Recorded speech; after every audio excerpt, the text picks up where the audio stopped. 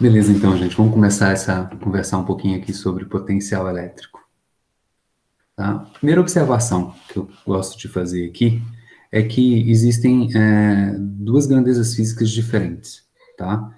A gente tem o potencial elétrico, apesar do título, né? Ele deriva, ele vem, né? A ordem seria essa, da nossa grandeza associada à energia potencial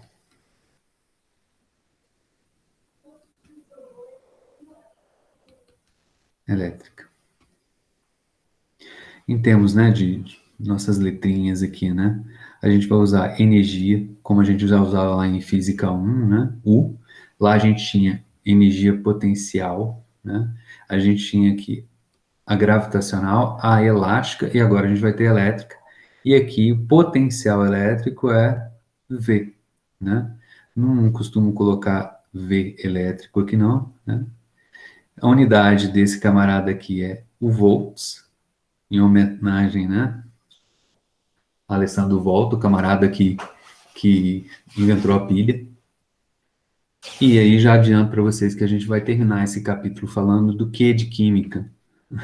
A gente vai falar algumas coisas de química ao longo da nossa conversa, mas a gente vai terminar esse capítulo falando sobre, né, sobre a química numa pilha, tá? Uma pilha elétrica, né? E aqui qualquer unidade é energia, então é o joule. E aqui a gente vai aprender uma outra unidade muito usual, principalmente para o pessoal da química, que é o elétron volt. No plural, elétron volts, tá? Vamos explicar assim. Então, de cara, são grandezas físicas diferentes. Tem que tomar cuidado. São diferentes. Um deriva do outro. É que nem se falar velocidade e aceleração. A aceleração deriva, né, da velocidade, né? Quando deriva, que eu digo assim, vem de, né? A gente tem aceleração quando a velocidade de um corpo varia, né? Então, são grandezas físicas, né, diferentes. Tem que tomar muito cuidado com isso. Minha experiência diz que a galera confunde pra caramba esse trem, então tem que tomar muito cuidado. Joia? Então,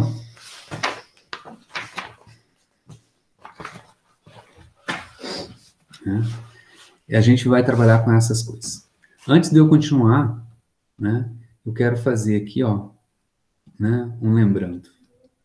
Um lembrando até bem grandinho,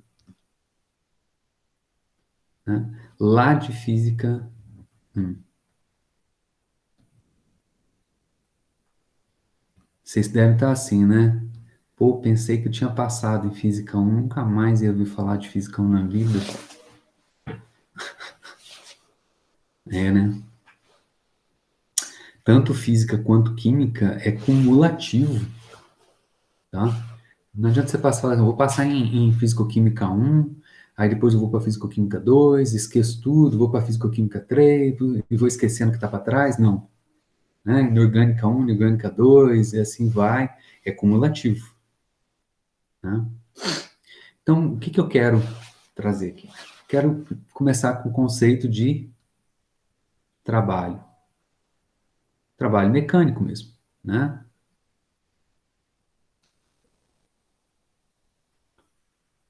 Trabalho mecânico é uma energia, e aí é W, né? O trabalho mecânico, ele é definido, né, a partir, né, da ação de uma força sobre um corpo, né? Uma força arrastando esse camarada até uma outra posição, né? Sai aqui, por exemplo, de uma posição A e vou até uma posição B, né? E uma força arrasta o camarada. Então, o trabalho para ir de A até B é igual a, né, a integral, né, da força escalar deslocamento, um ds da vida. gosto de colocar DS porque esse DS pode ser um DX, pode ser um DY, pode ser um DZ, pode ser um DR, o que é que for, né? Quando eu vou de A até B. É uma soma, né? Daqui a gente tira a ideia, né, de que um trabalhinho pequenininho, né? Um trabalhinho pequenininho, né? Quando você tá, empurra um pouquinho, anda um pouquinho, ele é igual, né? Para força constante, força escalar DS, né? Esse é o elemento diferencial, trabalhinho pequenininho, né? Se esse DS de repente for, né? Se de repente aqui a gente estiver falando de em uma dimensão só, coordenada x, por exemplo, né? Então, o meu ds aqui pode ser um dx, f dx, certo? Tá?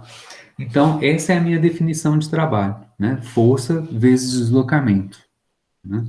É aquela brincadeira, né? Assim, ó, eu meço o meu trabalho, a energia que eu gasto, por exemplo, empurrando um carrinho, né? Ou uma caixa. Se eu aplico uma força constante, né? Empurrando um sofá, por exemplo, dentro de casa, por 2, 3 metros, eu canso um tanto. Agora, se eu pego o mesmo sofá e empurro ele 10, 20, 30 metros, né? Com a mesma força, eu canso muito mais.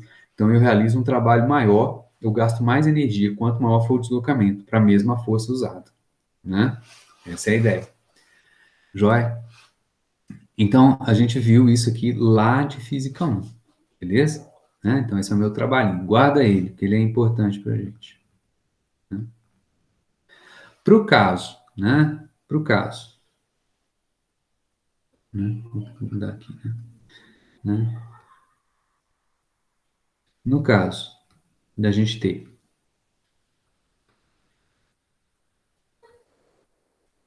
uma força que está agindo sobre esse corpo que está ali, uma força conservativa, vocês estudaram duas forças conservativas. Já vou explicar por que ela é chamada de conservativa. É de trás para frente também, né? Força conservativa. São forças conservativas? A gravitacional era uma força conservativa. A elástica, de uma mola, ou então, né? E hoje nós vamos aprender mais um. A força, hoje não, né? Agora. A força elétrica também é conservativa. Tá? O que é uma força conservativa? Se ela é conservativa, eu consigo escrever uma energia potencial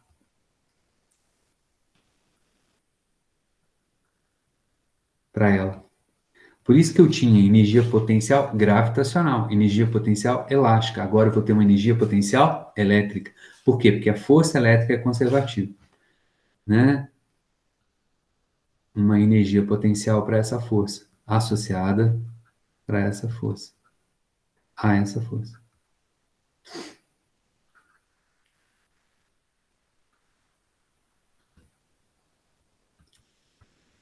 De tal maneira que, né? Que o trabalho para levar o corpo de A até B, né? Em que? Então vai ser a integral de A até B da força conservativa. Trabalho realizado pela força conservativa. DS, se eu consigo escrever uma energia potencial para ela, ela é tal que ela é menos a energia potencial associada a ela, final, menos a inicial. Ou seja, menos delta U, a variação da energia potencial. Beleza? Tá bom. Como é que fica essa história do trabalhinho? Quando o trabalho é pequenininho,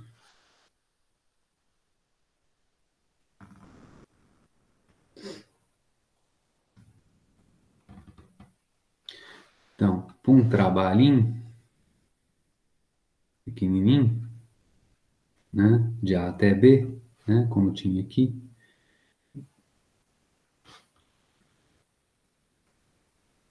vai ser igual a F, né, a força conservativa, escalar ds, e aí a variação, como é um trabalhinho, vai ser uma variaçãozinha, menos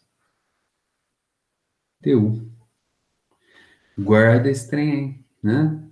Super importante aqui. Espero que vocês estejam acompanhando. É para ser um lembrando, né? Continuando nossa lembrança lá.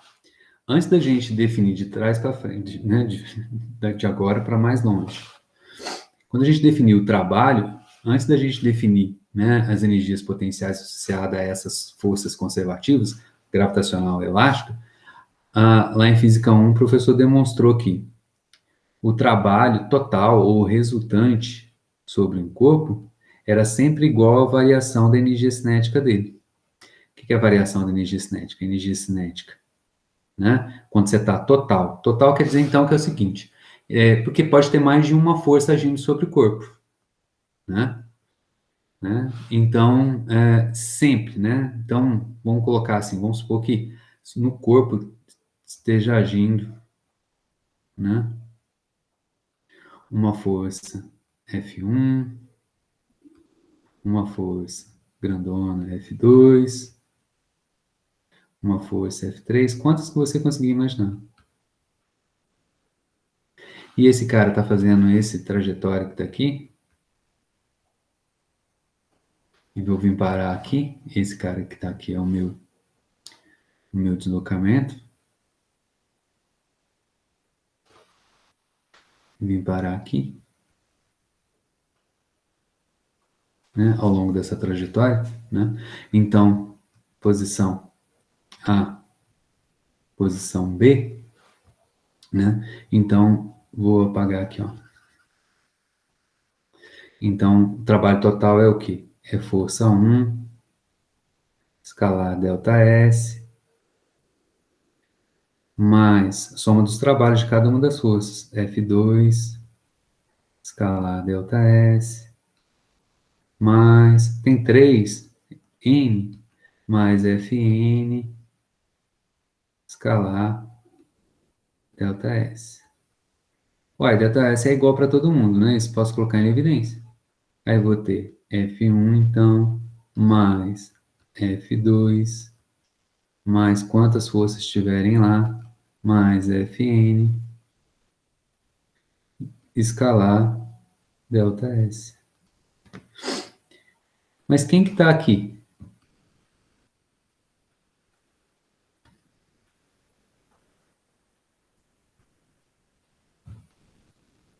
É a soma de todas as forças que agem sobre o corpo. Então, quem está ali é a força resultante, força total que age sobre ele. Então, aqui é força total, resultante, né? Vezes o deslocamento.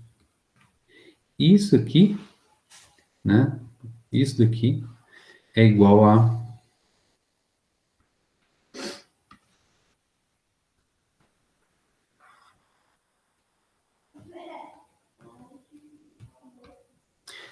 variação da energia cinética, que é, na verdade, a energia cinética final menos a energia cinética inicial. Vamos supor que, agora, isso aí é que a gente sabe, isso é o teorema trabalho energia cinética.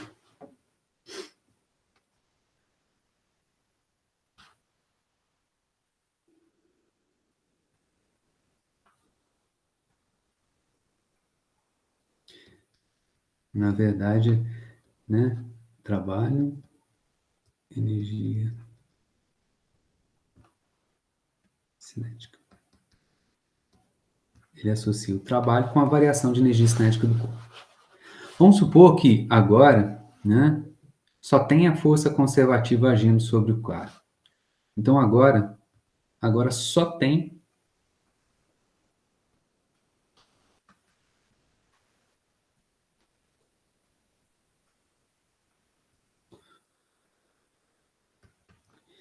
tenhamos apenas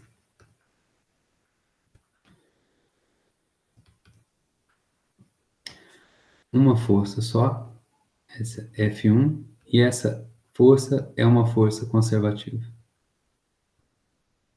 Apenas. Né? Já escrevi apenas. Tá? Então, o que a gente tem?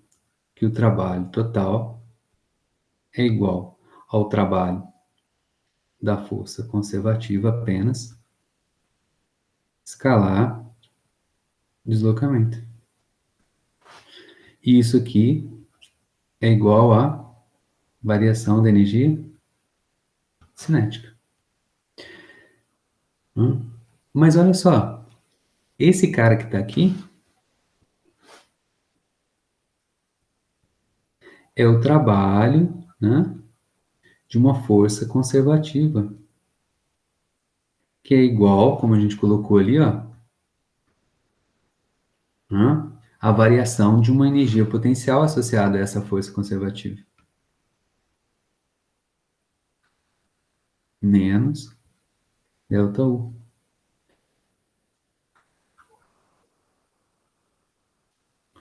Oba! Vamos juntar?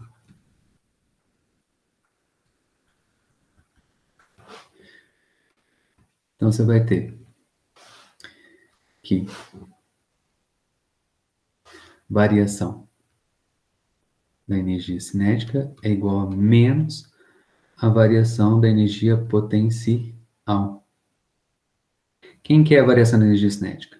Energia cinética final menos energia cinética inicial tem que ser igual a menos. Quem que é delta U? Energia cinética final menos energia cinética inicial. Vamos multiplicar esse menos aqui, então vai dar menos energia cinética final, menos com menos, mais energia cinética inicial. De um lado eu tenho energia cinética, do outro eu tenho energia potencial. Final, inicial. Final, inicial. Vamos separar o que tem inicial e final, tudo de um lado só. Né? Então, aqui, ó, esse cara que está aqui é negativo, vai para o outro lado, positivo. Então, você vai ter energia cinética final mais energia potencial final.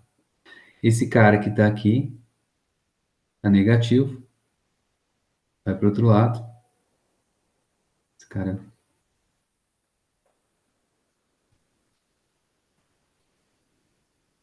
foi para o outro lado, vai ser igual a energia cinética inicial negativo, vai para o outro lado positivo. Energia cinética inicial mais energia potencial que estava lá. Inicial. Agora, que nome que eu vou dar para a soma da energia cinética mais a potencial? Esse camarada que está aqui eu vou chamar de energia mecânica.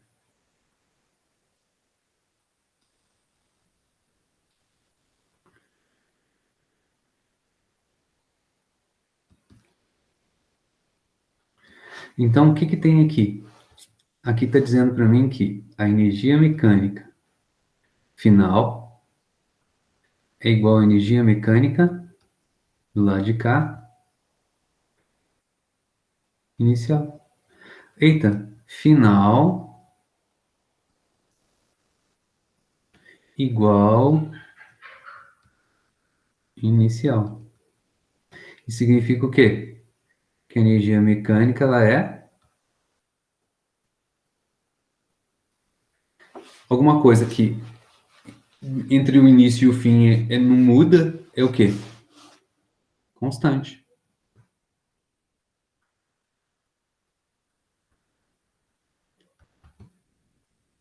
Por isso,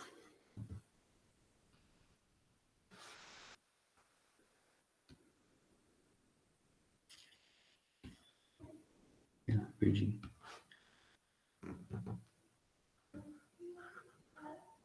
Por isso, a energia sendo constante, eu vou chamar de força conservativa. Por quê? Porque, no caso, quando eu só tenho ela, a energia mecânica é conservada.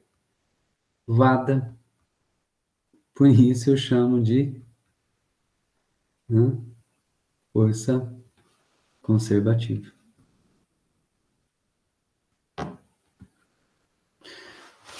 Porque quando eu só tenho ela agindo sobre o corpo, a energia mecânica é constante.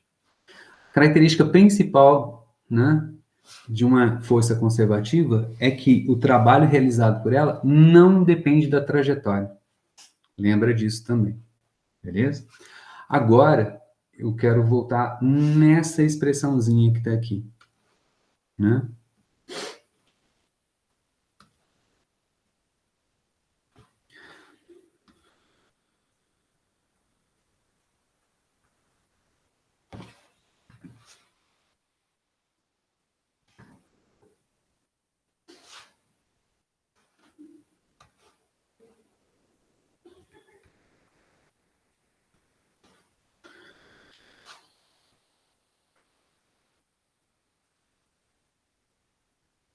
Não tem matemático aqui, mas eu vou fazer isso, ó.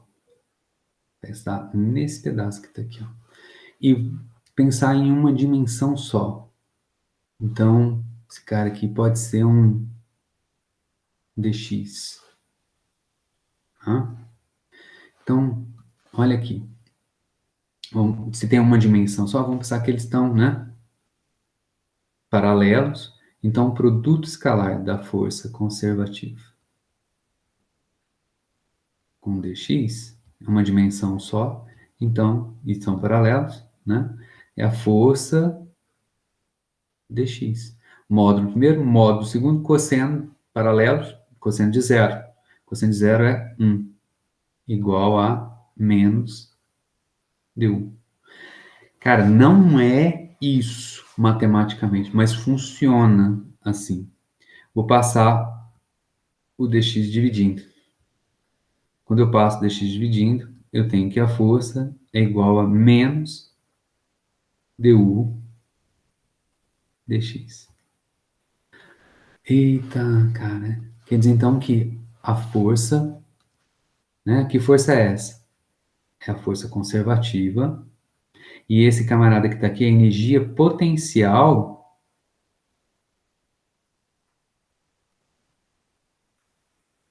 Potencial. Que da força conservativa. Uma está amarrada com a outra.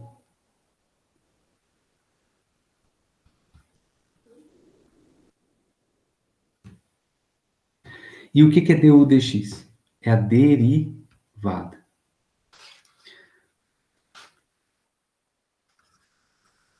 O cara veio parar aqui embaixo. Então vamos pensar o seguinte. Vamos supor que eu tenho uma energia potencial. Então, né? Um gráfico da energia potencial que dependa do x,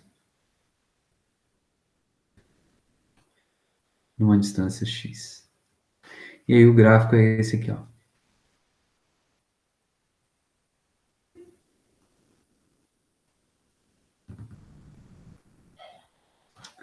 Tentei colocar aqui o potencial de, né? Leonard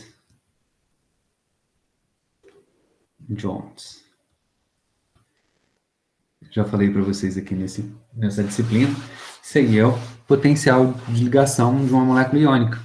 Né? É a soma do potencial, da energia potencial elétrica de Coulomb, tá? Mais a do princípio de exclusão de Pauli. Aí agora, se isso aqui é verdade,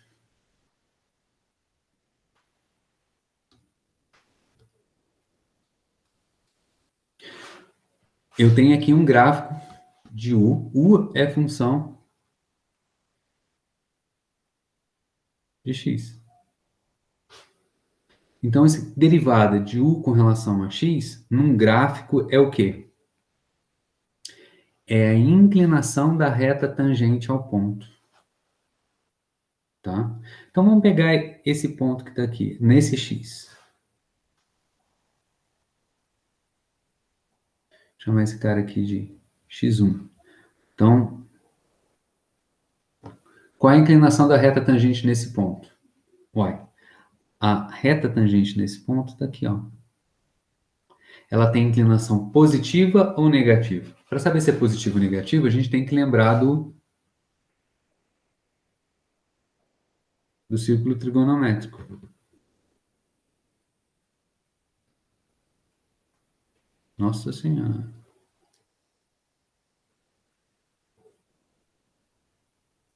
Né? É um círculo de raio unitário, né? Aqui é o eixo do seno. Aqui é o eixo do cosseno. E cadê a da tangente? A tangente passa por aqui. E a tangente é que dá a inclinação.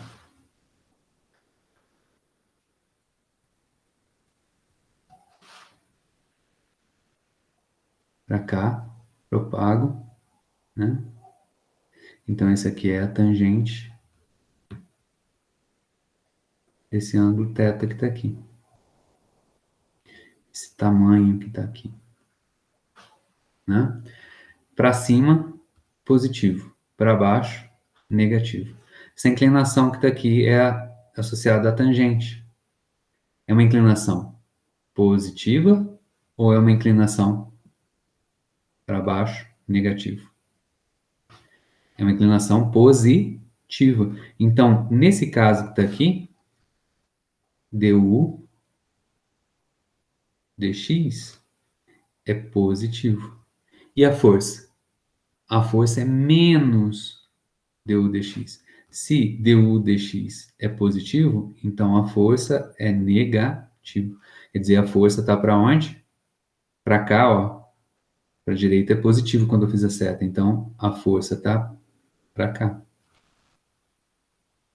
Vamos pegar agora um ponto que está aqui, ó. Um x2.